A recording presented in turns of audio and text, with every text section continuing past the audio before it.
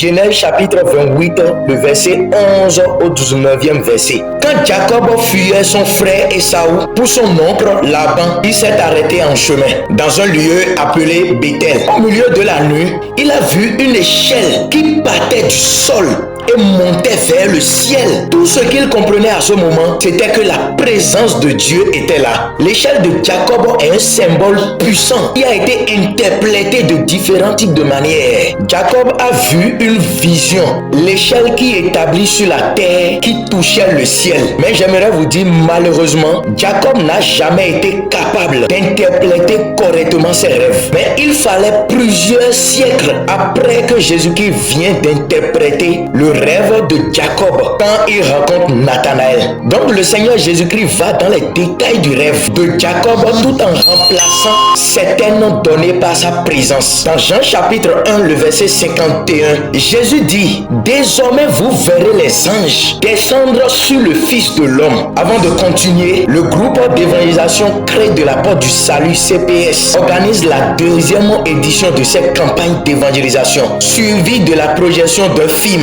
de 4 jours sur le thème Dieu est la réponse. L'événement débutera aujourd'hui, jeudi 27 février 2025 à partir de 18h30 et se poursuivra jusqu'au dimanche soir sur le parvis de l'église Mission évangélique de la foi MEF à Rogou. Venez nombreux expérimenter la gloire de Dieu. Habitants de Rogou, de Saint-Pierre-Saint-Paul, de Anavier, de Ronsuko et de Guévier-Sabako. Venez afin que le Seigneur apporte une réponse à vos problèmes. On continue. Jésus a juste remplacé l'échelle par lui-même. Donc en réalité, l'échelle que Jacob avait vue était une préfiguration de Jésus. J'aimerais vous dire, dans ce monde, il y a une échelle. Et cette échelle, ce n'est pas un pasteur, un prophète, un évangéliste, un révérend, un bishop, un visionnaire, mais c'est Jésus-Christ de Nazareth. Et ce que j'aime, l'échelle a la capacité d'augmenter la taille de celui qui est court. Quelle que soit ta taille